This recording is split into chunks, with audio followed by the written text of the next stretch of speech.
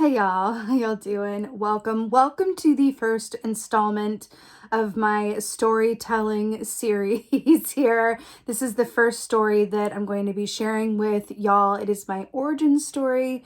I'm going to take you from my birth up until really beginning in the channel and getting here. So again, my objective, my hope, my wish with telling this story is that you take from it what you will, but also I hope to connect with you.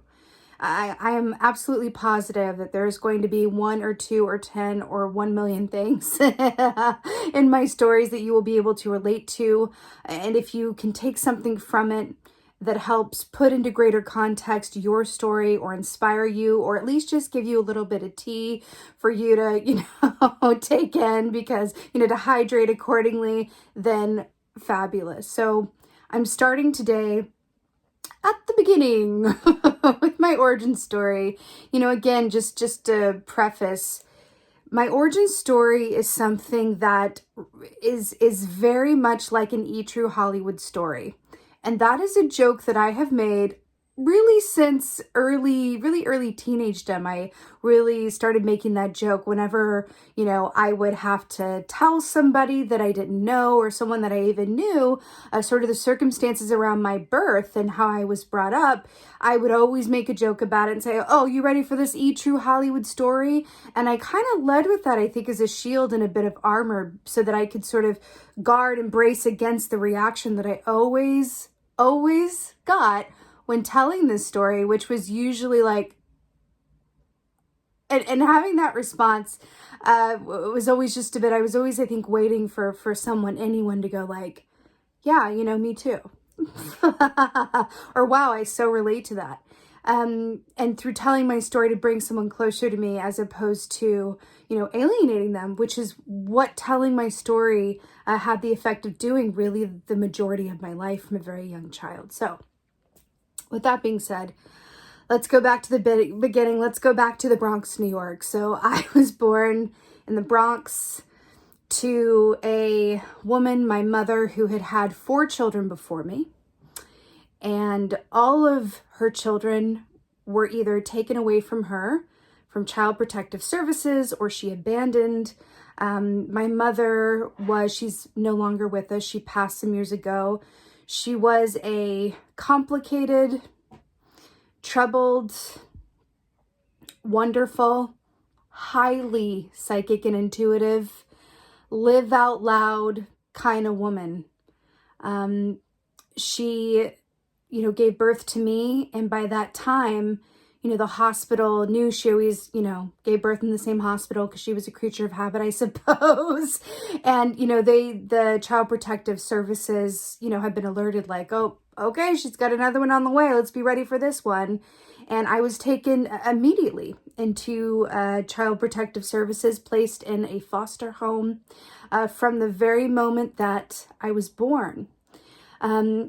There are aspects of this story with this really early time frame between, birth until a few years of age where it's a bit fuzzy and the details aren't quite clear. But from what I know of that time frame, I was placed in a foster home in Staten Island, New York, with a family who did not want to part with me and wanted to adopt me. But my mother's sister, my maternal aunt, down in Texas, had found out that her sister had a baby. And because my great aunt was a nurse, are you keeping up with this? This is very like Days of Our Lives, but just gotta laugh.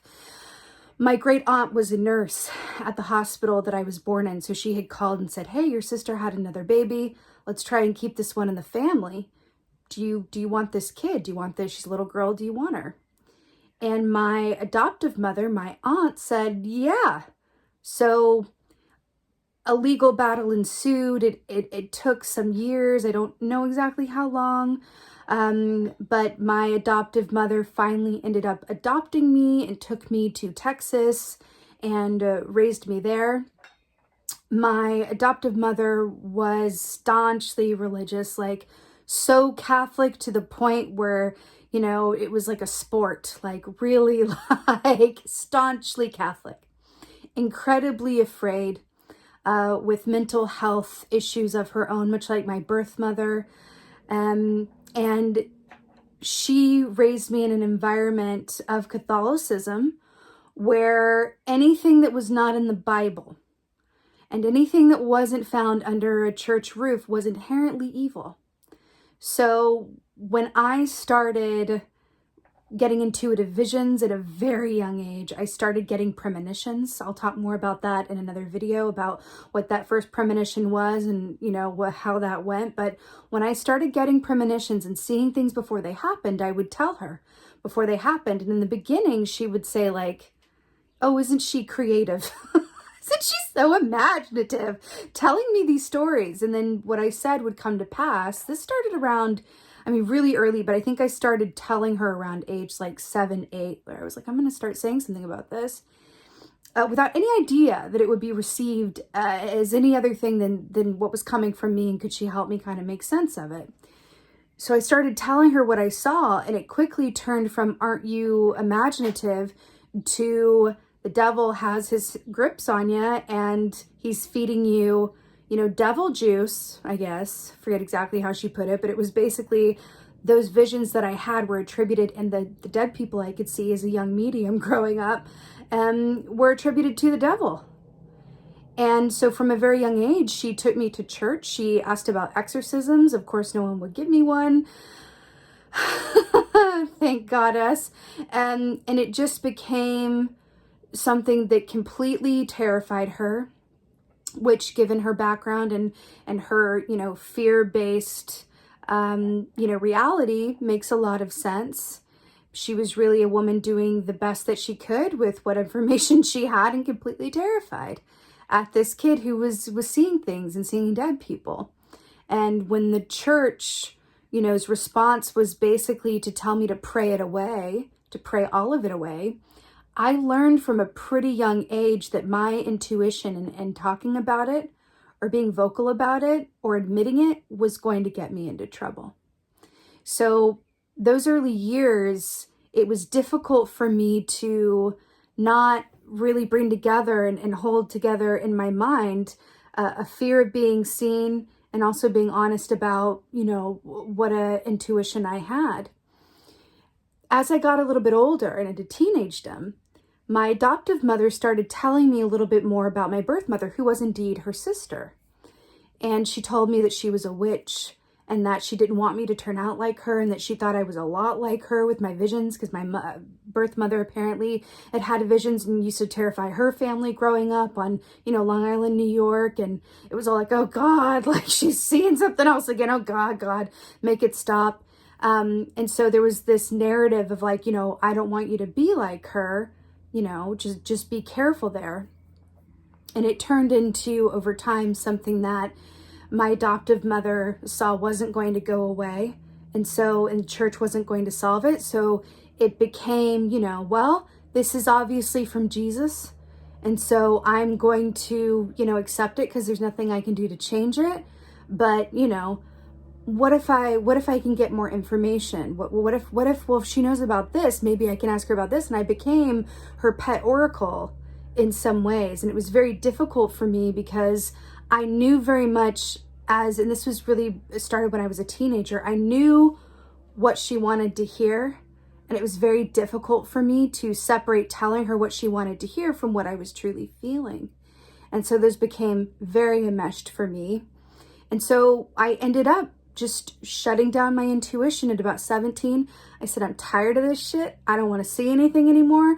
I don't want to be asked any more questions. I don't want to be in a position where I'm having to be an oracle for my mother, who the whole thing just became so heavy. And it felt like such a responsibility to be seeing things like that at that age as well. It just felt like TMI. I was having teenage problems. I didn't need it in my life.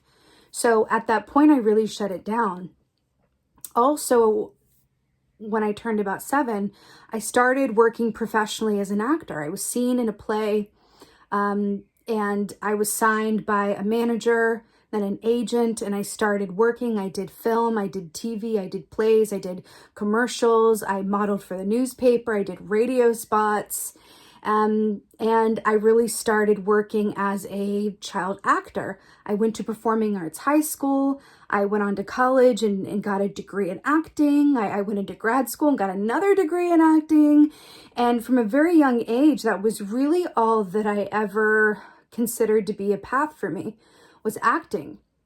My adoptive mother was very much like Mommy Dearest in a way, like Mama Rose, like very much a momager.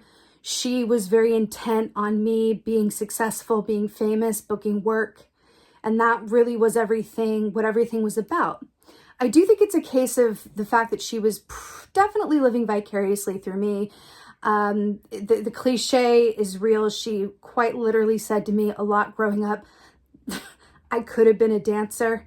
Like, really, it was that. Like, you just look back and you're like, wow. But it was a classic case of someone who deferred her own dreams and then wanted to put them onto me.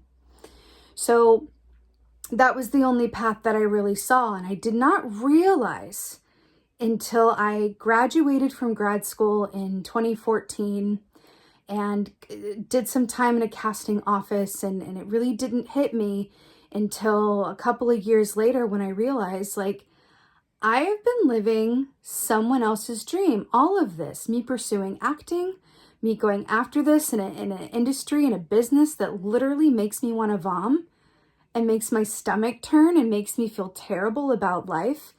All of this I've been doing just to get the approval of my mother, just to hear, like, I'm proud of you, like, job well done. When I turned, going back a bit, when I turned, I was 18 or I was 19, just turned 19. I ended up meeting my birth mother in person. And that's a whole other story that I won't go into now. I met her and discovered in real time that it's true that sometimes it really is nature over nurture, because we were a lot alike. Very different, of course, but a lot alike. She was a working psychic. She had a 1-800 psychic hotline. Like, she was like 1-800, like, blah, blah, blah. Like, I won't say what the name of the hotline was, but it was like a whole zhuzh. And she had this whole thing going where she would get calls all the time and be like, yeah, Robert, yeah, I told you she's no good for you. Hold on, sweetie, I got to take this. Like, like, it was like a whole thing. And she had a very dedicated, like, client base and all the rest of it. And it was really overwhelming for me, because I discovered that here was this woman who was intuitive. All the things that my adoptive mother did not want me to be, was terrified of me being, was here looking me straight in the face with, wearing a red feather boa and like stiletto red boots and smoking a cigarette and with these huge sunglasses on, just going, hiya, sweetie, like almost like a caricature of a moment where I thought, is someone filming this? And I'm looking at my birth mother and I'm thinking, like, my God, you are absolutely nothing like what I thought you would be like. But at the same time, this just feels like I absolutely came from you. And so that moment of growing up in an environment where I was told that what I was able to do was evil, with being suffocated and constricted and really forced into a, acting industry that just did not ever feel good to me. Looking at this woman who had a business, working as an intuitive, who was just living 1,000% out loud as she was, right? It was a real turning moment for me where I was able to sort of view my childhood no longer through a lens of something's wrong with me to, no, I am my mother's daughter. And that was such a huge turning point for me. She passed away in 2007, and we truly had a difficult relationship because, even though she did teach me so much, she taught me how to read the tarot.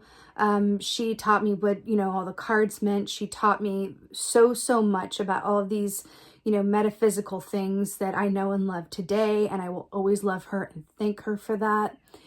We did have a complicated relationship because she was very troubled and was never quite in a place where she was able to fully step into the light and allow herself to be seen. And that is something that I think I inherited from her.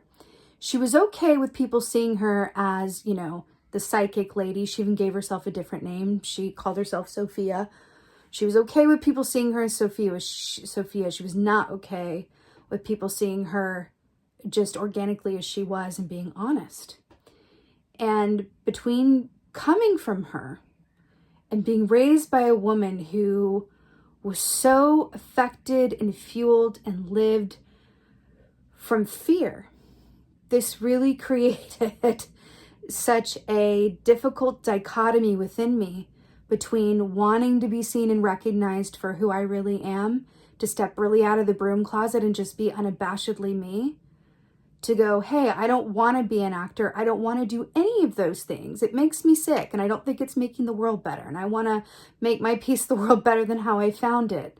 And I think it's this other thing that I was told was evil and would send me straight to hell. It's a very complicated existence, people. But my point in telling you all of this is this journey. All of these things that I've talked about with this origin story have led me here. It led me to, you know, walking away from the industry and moving more towards, you know, being an intuitive and really going, you know what? I'm just going to go for it. And if what I can do can help others, I really don't care what form it takes. And that's what leads us here to this moment today. And that's what I seek to do with this work. And even though it's very difficult telling you all of this and having said all of this, I'm sure I'm going to turn off the camera and go like cry my entire face off and, you know, like drink some, you know, a strong cup of tea. At the same time, I feel like our stories are here to be shared. And so thank you. Thank you for listening to this first story of mine, my origin story. I've left a lot out, not on purpose, but because, you know, this was what wanted to come out in this iteration. I'm sure more will be revealed as I keep on telling my stories. And that being said, again, I cannot thank you. I want to thank you more than any other video you've ever watched of mine, because this one counts in a way that is more significant to me, because this is just me talking to you and you just gifting me with your time and presence and energy by watching and listening. And I love you for it. And I thank you for it. I thank you for embracing me as I do this very scary thing. And I hope that in some way it encourages you to do your own scary thing. Thank you. Thank you for being you. And thank you for allowing me and receiving me as me. And be well. Until next time.